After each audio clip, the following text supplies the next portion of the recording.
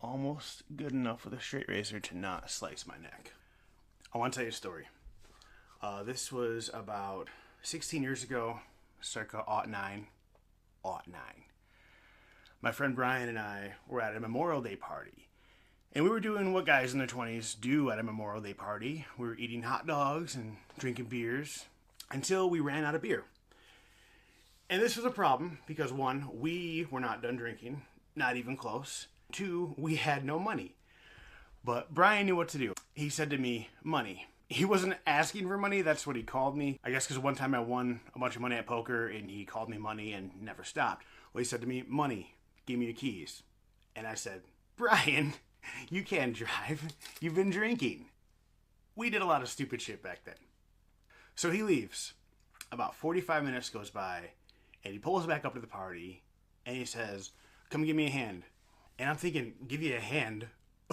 Did you get a keg? And so I walk over and I look in the back of my car and I can't even see the seats.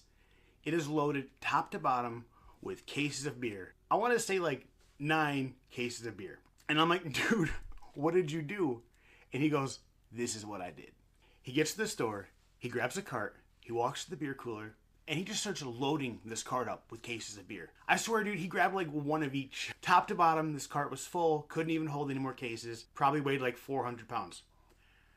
And so he takes the cart, loaded up with a hilarious amount of beer, and he starts walking very confidently to the front of the store. And he walks right past the registers, he goes right up to the doors, and he stops and starts talking with the greeter. Because Brian and the greeter knew each other, because Brian worked at this store. And so the greeter is like, wow, someone's having a party. And Brian is like, hell yeah, brother, high five. And he just like shot the shit with him, right? He turns to leave, and I don't even know if the greeter was like gonna ask for his receipt or something, but it didn't even matter because he walks through the front of the store, past the registers, past the service desk, and he gets to the other greeter, and he like does the same thing. He's like, man, check this shit out. Have a good one. And he just goes to the parking lot, fills my car up with beer, and comes back to the party. The level of confidence that takes is mind-boggling to me. And the funny thing is, like after the party, we still had like 8 cases of beer, and neither one of us knew what to do with them because we both lived at home with our parents, and we couldn't really explain like 300 beers to our parents. But I was like, you know what, man? I'll do you a solid. I'll take the beer home. I'll stash it.